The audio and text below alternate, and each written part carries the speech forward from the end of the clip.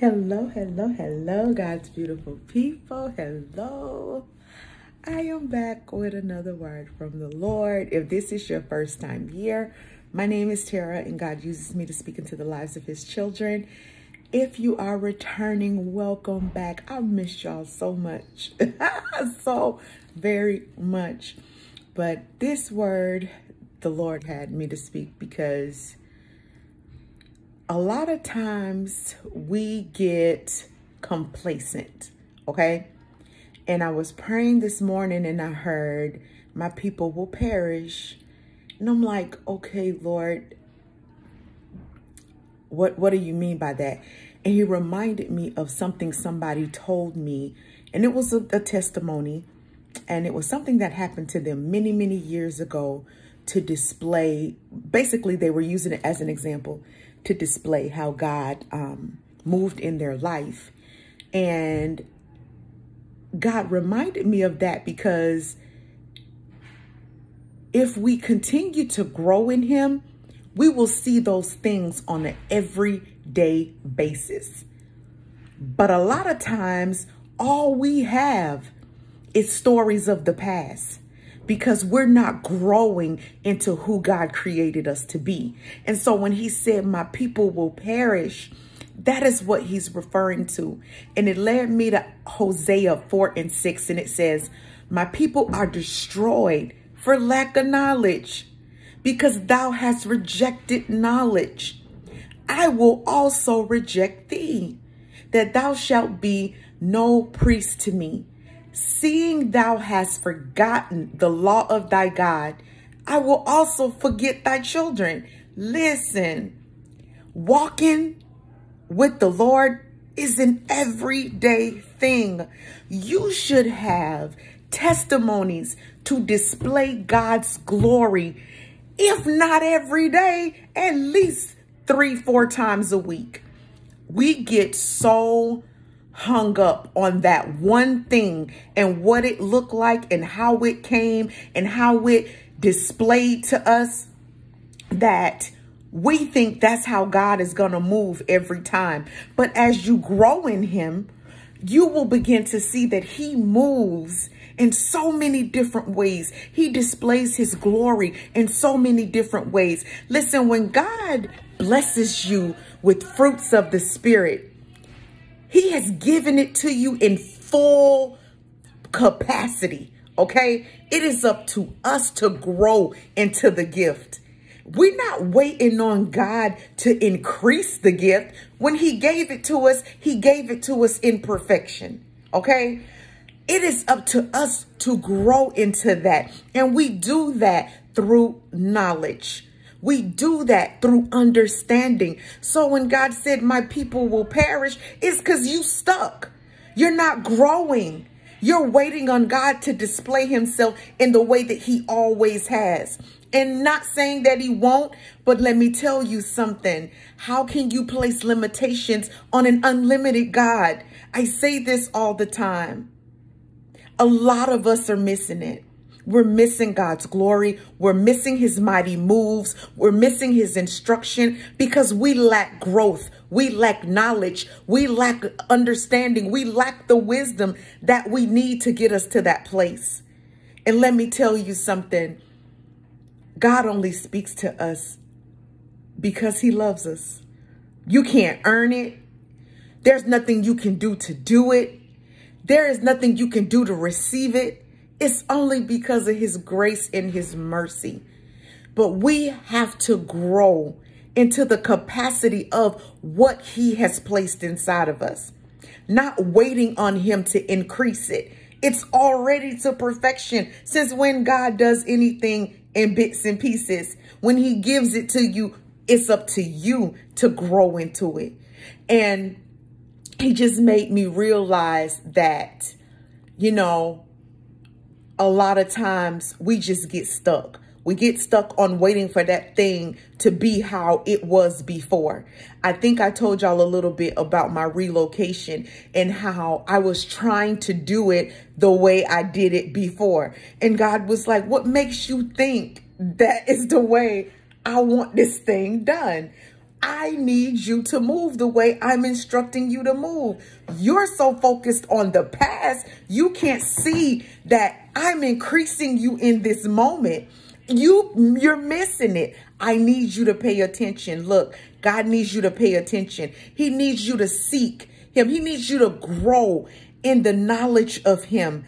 You cannot expect to operate in your full capacity if you do not have growth. You can't take a first grader, okay, and send them to Harvard, okay?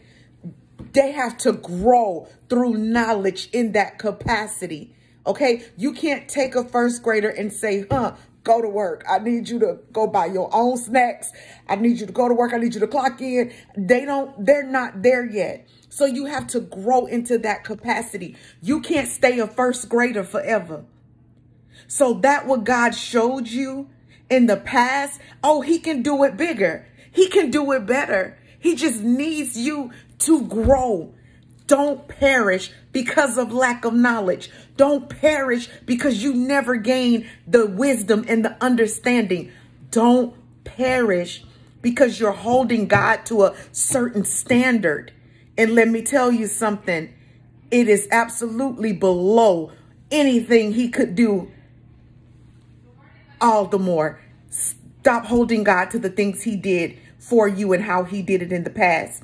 He can absolutely do more, and he needs you to understand that. He needs you to receive that. He needs you to know that. He needs you to expect the unexpected. He needs you to grow into the capacity of what he's placed inside of you. This is not the end all be all. This is not all you can be. This is not all that God created you to be. There's more to you than you could ever imagine, and God needs you to step into it. He does not need you to be stagnant in this season. There is more to the Lord than you could ever know, but you got to take the blinders off. You got to take the limitations off. You got to take off your perception of who God is, okay? And let him be God and grow to the capacity that he placed inside of you.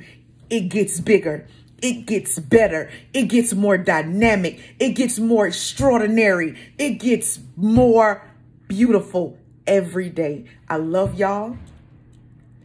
And I want to see each and every one of us get to that capacity that God has placed inside of us. It doesn't stop here. It doesn't stop in the past. I know he did it a certain way before, and I know he always speaks to you this way, but there's more.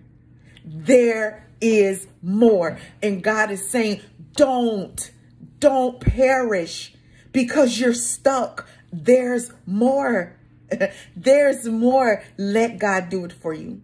Let him take off all the limitations and the stipulations and all of those things that you are used to, and grow in the capacity. Stop saying God wouldn't do this. He wouldn't send this person. He wouldn't speak through this person. Oh, that's fake. Let me tell you something. I can't speak for everybody else. I can only attest to my relationship with the Lord. And in all these years, God has never, ever spoke to me and told me to condemn another man or woman of God. Never. Never. He never said, oh, that person's fake. Oh, you see how they said that? Oh, that's not real. God has never instructed me to use his platform for that way. See, because I'm a strong believer in he uses all of us, even the ones that are on the platform, but who are using their platforms for these things. And I'm not saying, and like I said, I will not ever condemn anybody, but he's never done that with me. And there's other men and women of God that I've spoken to that have never experienced that either. And sometimes we allow our natural eyes to dictate what we speak upon, but never in all of my time in God speaking to me, it has always been about to uplift his people, glorify his people, and He has never, ever done that by condemning someone else. When you do that, you place limits on who God can use, what he can do, how he's going to do it. The Bible is full of stories where he used the least of them. A lot of you are missing it because you're looking at the package. But there's something beautiful on the inside of that package.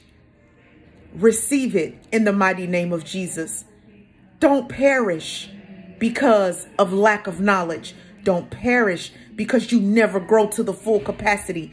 God is bigger than you could ever imagine. I love y'all, and I want everybody to grow in that capacity. But you gotta take off the blinders, the stipulations, and all of these barriers that you're putting between you and the growth and the glory of the Lord. I love y'all, and I'll be back with another word from the Lord.